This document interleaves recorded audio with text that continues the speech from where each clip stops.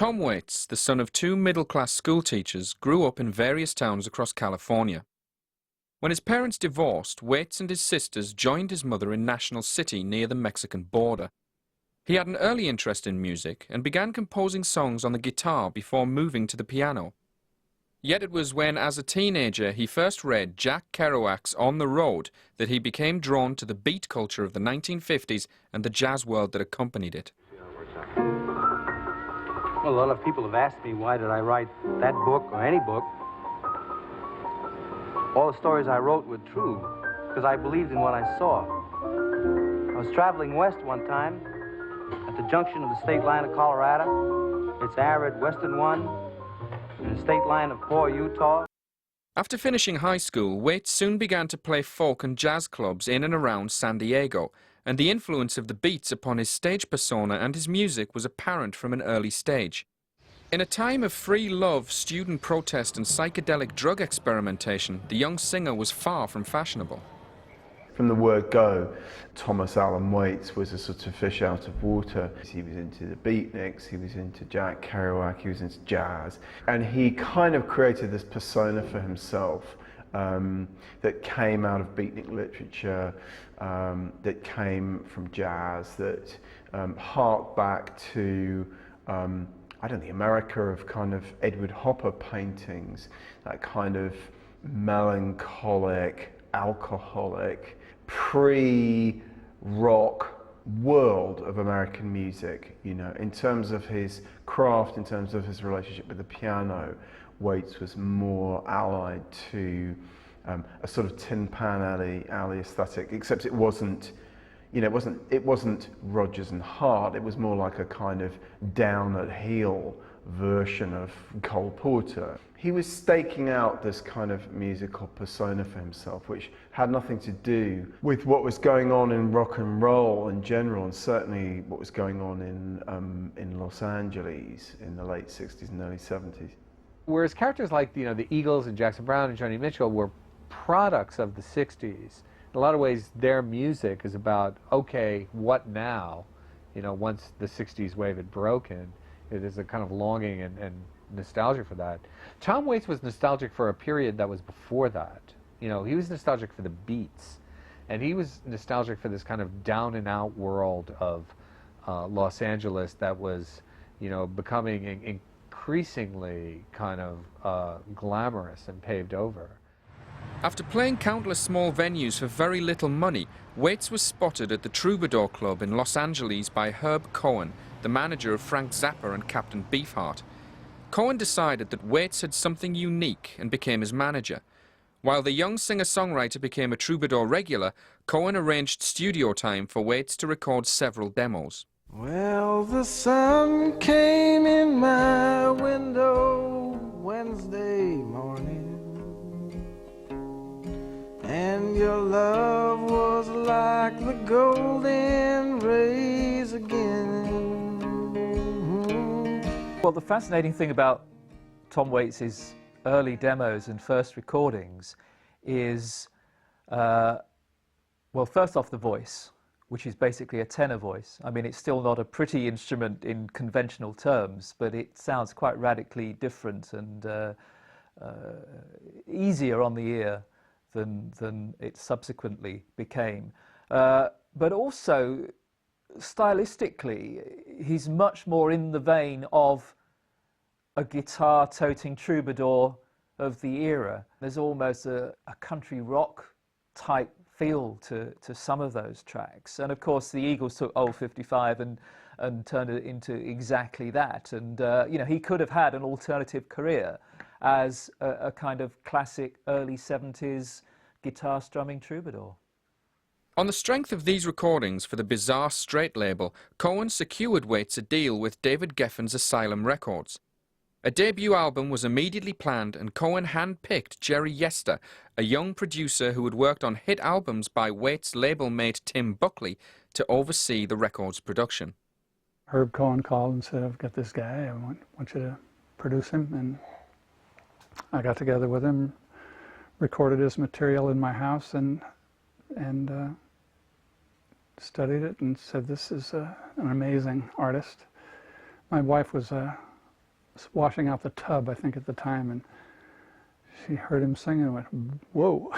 Put down her rag and came into the living room and said, who's this guy? And it didn't take too long to make that album. He got along great with the musicians, and they became a very tight band in that very short period of time. And it just went like clockwork. There was no hitches at all. Many of the tracks that had emerged in raw form on the bizarre straight demos were given the full studio treatment, and despite his reservations about the studio process, Waits rose to the occasion. Some magical things happened. I can't remember exactly what we were going to do, but it didn't work out. So we said, what are we going to do? Tom said, well, how about closing time? I said, what do you want? And he said, well, kind of like a cello and an upright bass and a trumpet, I think. So I got on the phone and called around, and all these guys, I think all of them were having like backyard barbecues, and they're all like in the middle of the day. I said, can you guys break loose for a couple of hours? We got this tune we want to do. And he said, sure, sure. And they came down. They got together, and within one time through the song, they had it, the direction of it nailed. They just locked onto it so well, and were so far into it. And it was like 2 takes. And the second one, it was just stunning. I mean, they came in and listened to it, and no one wanted to leave.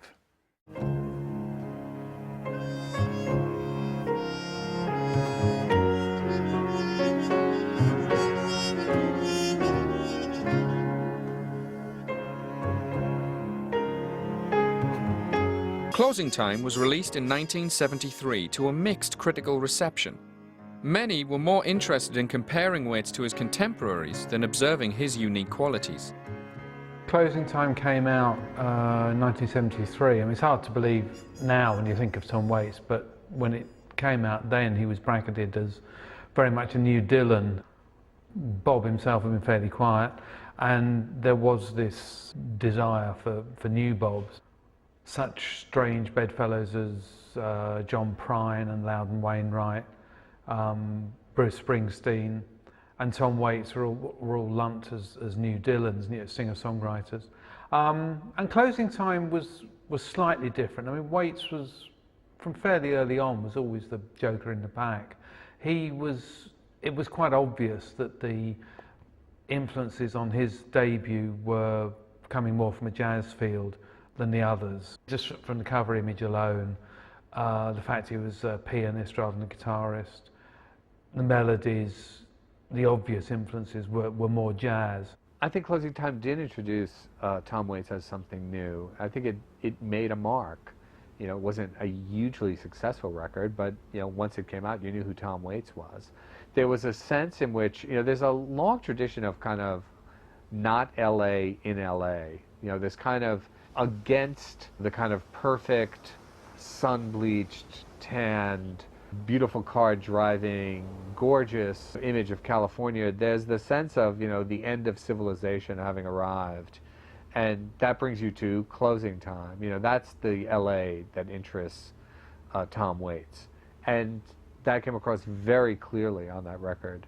He was experimenting a lot in styles there and finding where he wanted to go. And he never really released another album with such commercial songs as he did on Closing Time, and I think that's true.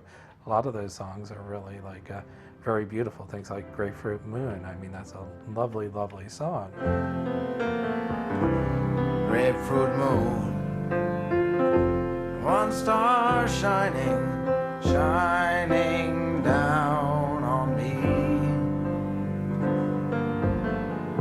The string quartet on that was my idea. Tom didn't really like it. He didn't like the idea of it first. And I said, I think you'll like it. Tell you what, let's do it. And if you don't like it, we won't use it. You know, but I think it'll be really pretty. And he wanted to use strings on everything after that. He really did use strings a lot after that. The album did show that Waits, with his interest in jazz and the beats, had adopted a lyrical approach that favoured narrative over confession, and this would distinguish him from many of his contemporaries. This was a guy who was kind of creating theater pieces in a way, in song. You know, these were characters that he was either inventing or, finding and expanding upon in his own mind. This was not, the kind of diary writing that a lot of singer-songwriters are doing. This was more like short story writing. This was there was a highly theatrical an element of artifice, used neutrally in this music. That was not what the singer-songwriters were supposed to be about. Yeah, it's very strong. I think so much of what he does is, though, his later albums were just as juicy. It was just so new, I guess, his first album, and he was different, and he kind of transformed a little bit afterward, but there was something really ingenuous about that first period. He was so innocent. He was up from San Diego, didn't really connect with the big city. He was just so open and sweet and innocent, and a lot of that comes through the first album, and I think that maybe is what people connect with. After the album's release, Asylum boss David Geffen introduced various artists to the music in the hope of convincing them to cover some of the tracks. It was the Californian country rock band The Eagles who would initially bring Waits' work to a larger audience with their cover of the opening track from Closing Time, All 55. Well, my time went so quickly, I went lickety-splickly out to my old 55. And now the sun's coming up, I'm riding with Lady Luck. Freeway cars and trucks. Old 55 was kind of his romance for the old Buick Roadmaster. That was his favorite car. And that probably was the first car he ever had, I would guess. I don't remember. But he did have a romance for like driving and drinking. And I did too.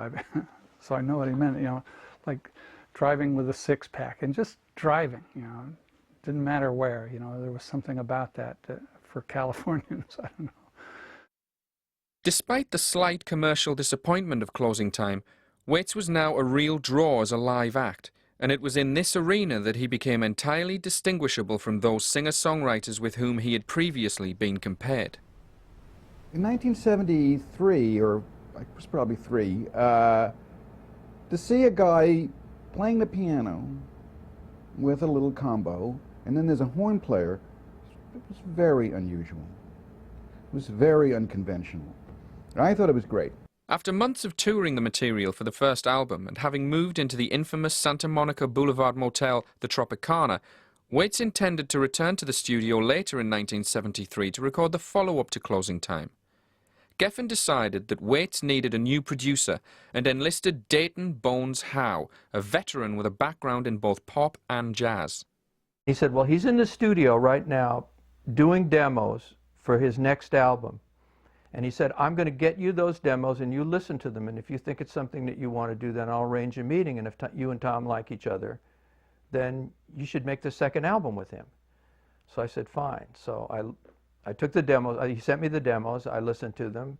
And I thought, this guy, we could make a wonderful record together, because this is like making a jazz record. This is something I know completely how to do, and it's totally unproduced. You just get him in the studio with great musicians, and it'll all happen. And that's what we did. With the assistance of arranger Michael Melvoin, Howe and Waits formed a strong creative partnership and worked to forge a record with a distinct sense of place and atmosphere. The album, The Heart of Saturday Night, was completed relatively quickly and released in January 1974. Well, you gassed her behind the wheel with your arm around your sweet one, your Oldsmobile, barreling down the boulevard. You're looking for the heart of Saturday night.